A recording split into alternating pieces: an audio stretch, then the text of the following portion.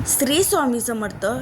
गुरुचरित्र पारायण करण्याची खूप इच्छा आहे, पण नियम ऐकूनच गुरुचरित्र पारायण करण्याचा धाडस होत नाही. किंवा बरेच वेळेला चला सेवा सांगितली आहे किंवा ही सेवा केल्याने असे लाभ होतात, हेही संकट ठरते. म्हणून एक वेळा गुरुचरित्र पारायण केलं खरं, पण दुसऱ्या वेळी करण्याची भीती वाटते. नको रे बाबा, एवढे नियम पाळावे लागतात आणि अशी चूक झाली तर दत्त महाराज शिक्षा देतील. ती चूक झाली तर तो नियम नाही पाळला तर आपल्यासोबत असं वाईट होईल. वाईट गोष्टी झाल्यापेक्षा, काहीतरी आपल्यासोबत वाईट घडण्यापेक्षा ही सेवाच नको. ही सेवा खूप अवघड आहे असे बरेच जण विचार करतात. पण हा व्हिडिओ बघितल्यानंतर या अगोदर तुम्ही कधीच गुरुचरित्र पारायण केले नसेल किंवा तुम्ही गुरुचरित्राचे पारायण केलेले असेल, पण हा व्हिडिओ बघितल्यानंतर तुमच्या मनातली प्रत्येक प्रश्नाचे उत्तर तुम्हाला मिळून जाईल.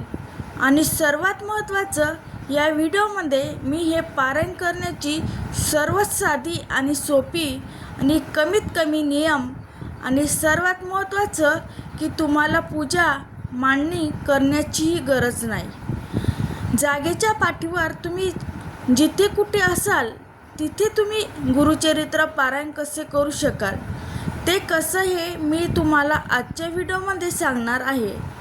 आणि काय खावं आणि काय खाऊ नये, जी काही भीती नाही ना, ती तर सगळी निघून जाईल. आणि तुम्ही 100% विश्वासाने, श्रद्धाने गुरुचरित्र पारायण यंदा श्रावणमध्ये किंवा इतरही वेळेला कराल. आणि दत्त महाराजाच्या आशीर्वादाने तुमचे जे काही काम असतील ते तर पूर्ण होतील. पण तुमचे गुरु पाठबळ जे आहे ना, ते सुद्धा स्ट्रॉंग होईल. आणि जेव्हा आपले गुरु पाठबळ स्ट्रॉंग असतं तेव्हा काय कुंडलीतले दोष, काय पितृदोष, काय ह्या ग्रहाची शांती, काय तसेच ग्रह दोष, काही कितीही अडचणी येऊ द्या, सगळ्या संकटांना पार करून तुम्ही पुढे जाल. आणि तुमचं जे काही ध्येय असेल ते तुम्ही गाठाल. गुरुचरित्र पारायण करून तर बघा. आणि सर्वात महत्त्वाची गोष्ट, खूप लक्ष देऊन ऐका बरं का. देव ह्या भीतीचा विषय नाही आहे, देव हा भक्तीचा विषय आहे. त्यामुळे माझ्याकडून अशी चूक झाली तर देव मला शिक्षा करेल. माझ्याकडून तो नियम पाळायला नाही गेला तर माझ्यासोबत काहीतरी वाईट होईल, असं अजिबात मनात आणू नका. कारण की आपल्यासोबत जे काही वाईट होते असते ते आपल्या कर्मानुसार होत असते. देव कधीच कोणाचं वाईट करत नाही किंवा देव कधीच कोणाच्या आयुष्यामध्ये वाईट काळ आणत नाही. या उलट आपण ज्या काही सेवा करतो, जो काही देवधर्म करतो, तुमच्या आईवडिलांनी सुद्धा जी काही सत्कर्म केली आहेत, जो काही देवधर्म केलेला आहे, तो सुद्धा तुमच्या आयुष्यात येणाऱ्या वाईट काळामधून बाहेर निघण्यासाठी तुम्हाला मदत करत असतो. पण याकडे आपण कधीच लक्ष देत नाही. त्यामुळे इच्छा झाली आहे न पारायण करायची, महाराज तुमच्याकडून नक्कीच पारायण करून घेतील. गुरुचरित्र पारायण करण्याची इच्छा होणे ही सुद्धा गुरुकृपाच आहे. प्रत्येकाच्या नशिबात नसतं गुरुचरित्र पारायण करणं. त्यामुळे तुमच्या मनात आलंय ना की मला हे पारायण करायचं आहे, नक्कीच दत्त महाराज साक्ष मानून तुमच्या आशीर्वादाने या पारायणाला सुरुवात करा. आणि गुरुच्या आशीर्वादाने माझ्यासोबत आहे आणि त्यांनीच मला त्यांच्या सेवामध्ये बोलायला आहे, हा भाव मनामध्ये ठेवा आणि सेवाले लागा. बघा, तुम्हाला कळणारही नाही की हे 7 दिवस कसे जातील आणि तुम्ही कसं गुरुचरित्राचं पारायण केलेलं आहे. तर या व्हिडिओमध्ये मी तुम्हाला अतिशय साध्या गोष्टी सोप्या पद्धतीने सांगणार आहे.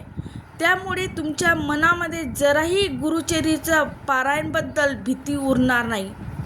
एवढी खात्री मी तुम्हाला 100% देऊ शकते. आता गुरुचरित्र पारायण ज्या दिवशी तुम्ही सुरू करणार आहात त्या दिवशी सकाळी तुम्हाला लवकर उठायचं आहे. घर दार सगळं स्वच्छ करून घ्यायचं आहे. दारामध्ये रांगोळी काढायची आहे आणि शक्य झालं तर हळदीचं लेपनसुद्धा करून घ्यायचं आहे. आता बघा, बरेच जण म्हणतात की गुरुचरित्राचं पारायण करायला कोणत्या दिवशी सुरुवात करावी. तर गुरुचरित्र ग्रंथामध्ये सांगितलेलं आहे, मन असता पवित्र सदा सर्व काळ वाचावे. श्री गुरुचरित्र, त्यामुळे तुमच्या मनामध्ये इच्छा झालेली आहे, दत्त महाराजाबद्दल आस्था निर्माण झालेली आहे, त्या दिवशी त्या क्षणाला तुम्ही पारायण सुरुवात केली तर सुद्धा चालू शकते. तर त्या पहिल्या दिवशी संकल्प करायचा आहे आणि सर्वात अगोदर देवपूजा करून घ्यायची, तुळशीची पूजा करून घ्यायची आणि त्यानंतर गुरुचरित्र पारायणाला सुरुवात करायची. नाहीतर देव पुरेसे तुळशीला पाणी नाही घातलेले आणि तुम्ही पारायण करतायत असं अजिबात नाही करायचं. देवपूजा करायची आणि देवपूजा झाल्यावर सकाळी तुम्हाला संकल्प करून घ्यायचा आहे. संकल्प कसा करायचा या व्हिडिओमध्ये, त्यानुसार तुम्ही संकल्प करून बघा. तुमचे 7 दिवसाची जी कोणती मनोकामना असेल, जे कोणते इच्छित कार्य असेल ते 100% पूर्ण होईल. पण शेवटी काय विश्वास महत्त्वाचा आहे, तर संकल्प सुरुवातीला करायचा आहे. त्यांच्यानंतर दुपारी 12 ते 12:30 या वेळेमध्ये सेवा करायची नाही आहे. गुरुचरित्र पारायण तुम्ही सकाळी ब्रह्ममुहूर्तापासून अगदी सकाळी 3:30-4 वाजल्यापासून ते सायंकाळी 4 वाजेपर्यंत कधीही करू शकतात. फक्त दुपारी 12 ते 12:30 या वेळेला तुम्हाला पारायण करायचं आहे नाही आहे. आता बघा, तुमचे घर मोठं आहे, तुम्हाला इच्छा आहे पूजा मांडणी करायची तर तुम्ही नक्कीच पूजा मांडणी करू शकता. पण आपल्यापैकी बरेच जण असे आहेत की भाड्याच्या रूममध्ये राहतात, घर लहान आहे, सेवा करण्याची इच्छा आहे, लहान मुलं आहेत, पण पूजा मांडणी करावी लागते म्हणून सेवा करत नाही. तर बघा, पूजा मांडणी तुम्हाला जर प्रॉब्लेम असेल, जागा उपलब्ध नसेल, तर लहान बाळ आहे, पूजा मांडणी ठेवत नसेल, काही असेल तर तुम्ही पूजा मांडणी नाही केली तरीसुद्धा चालू शकते. मग गुरुचरित्र पारायण कुठे करायचं, तर तुमच्या देवघरासमोर तुम्हाला गुरुचरित्राचं पारायण करायचं आहे. तुमच्या देवघरासमोर जागा असेल तर तिथेच तुम्ही ग्रंथ ठेवला तरीसुद्धा चालतो, किंवा तुमच्या देवघराच्या बाजूला छोटं काहीतरी जागा, पाट वगैरे कुठेतरी काहीतरी ठेवा आणि त्यांच्यावर ग्रंथ ठेवून तुम्ही जेव्हा वाचता देवघरासमोर बसून तेव्हा तुमचे समोर घ्या, वाचन करा आणि नंतर परत तिथे जागेवर ठेवा. आता हेही प्रश्न बऱ्याच जणांना असतो की आमच्या भिंतीला टांगलेले देवघर आहे, मग आम्ही पारायण कसं करायचं. त्या देवघराच्या खाली समोर तुम्ही बसून पारायण केलं तरी चालेल आणि मग नंतर तो ग्रंथ तुम्हाला व्यवस्थित ठेवायचा आहे. पण 7 दिवसाचं पहिल्या दिवशी तुम्ही जिथे ग्रंथ ठेवलेले तिथे 7 दिवस ठेवायचं आहे आणि तिथे ठेवलेलं उद्या तिथे ठेवलं आहे असं करायचं नाही. ग्रंथाची जागा एकच ठेवायची आहे. भले तुम्हाला जागेचा प्रॉब्लेम आहे म्हणून तुम्ही उचलून ठेवलं तरीसुद्धा चालू शकते. पारायण करायला जेव्हा आपण बसत आहोत तेव्हा बसण्यासाठी आसन घ्यायचं आहे.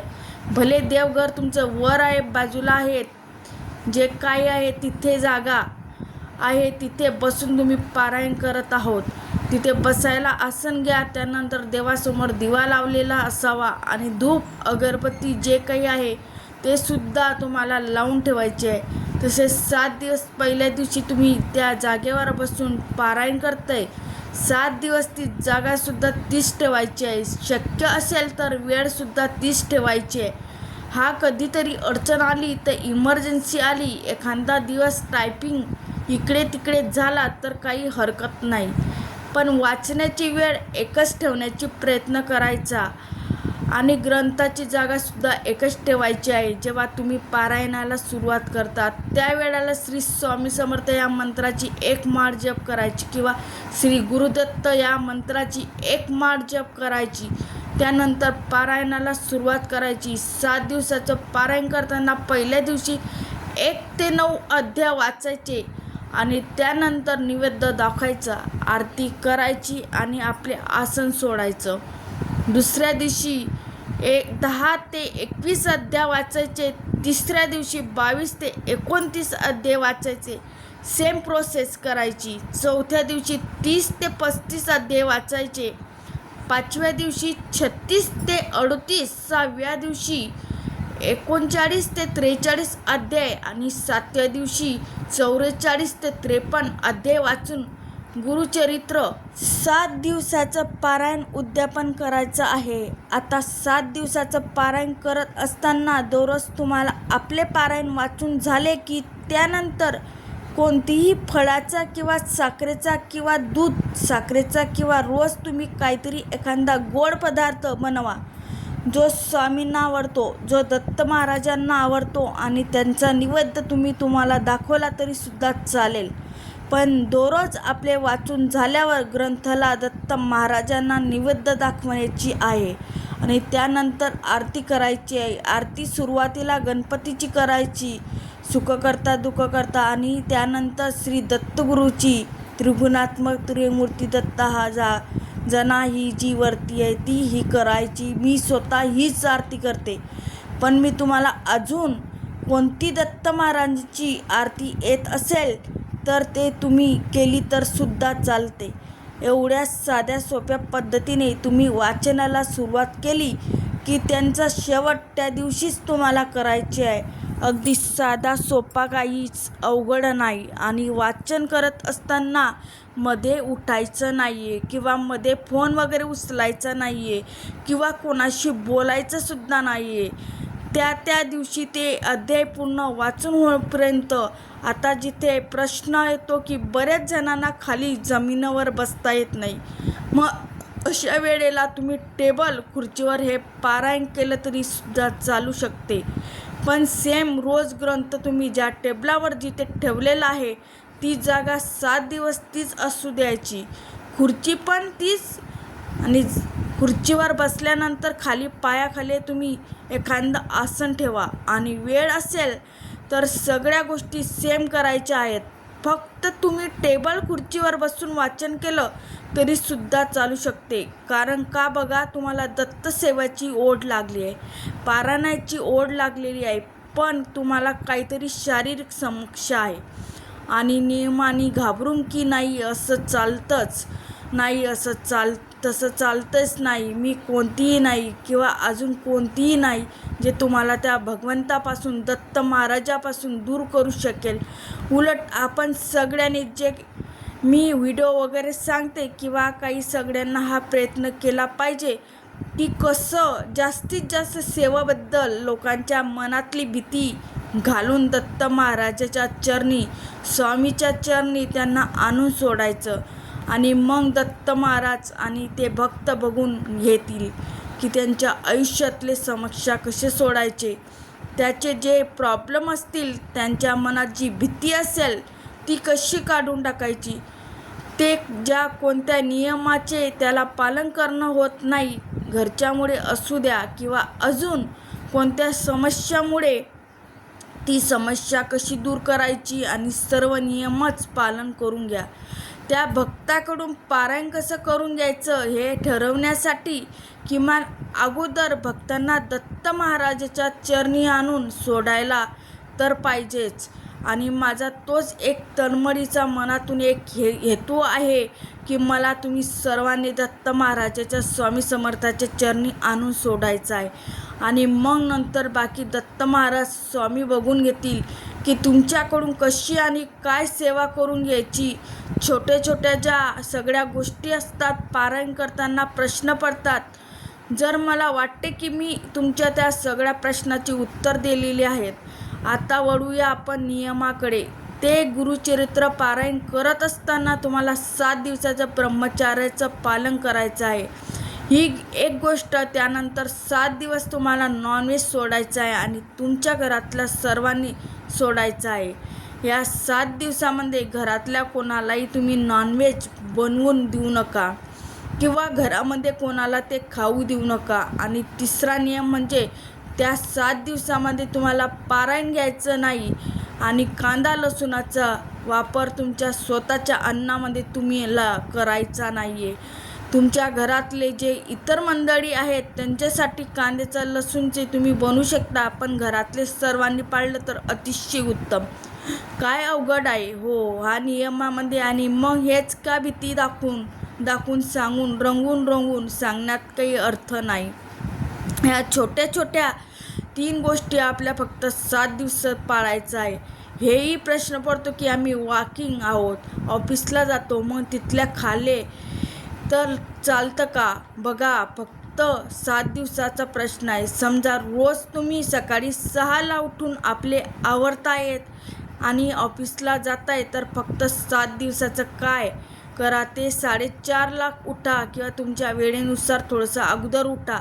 आपल्याला टिफिन बनवा, ठीक आहे. 7 दिवस तुम्हाला एवढं सगळं वरण भात भाजी पोळी बनवणं शक्य नाही होणार, पण 7 दिवस फक्त भाजी पोळीच बनवा. 7 दिवस नाश्त्याचा काही प्रकार खाण्याचा प्रयत्न करा, काय होत नाही. 7 दिवस जर आपल्याला एवढं सगळं जे ताट असतं पंचपक्वान्नाचं ते नाही खाल्लं, तर ते जे काही आपल्याला बनवणे होईल 7 दिवसामध्ये स्वतःच्या हाताने घरी बनवा किंवा घरातल्यांना बनवायला लावा आणि तो टिफिन घेऊन जाण्यास प्रयत्न करा.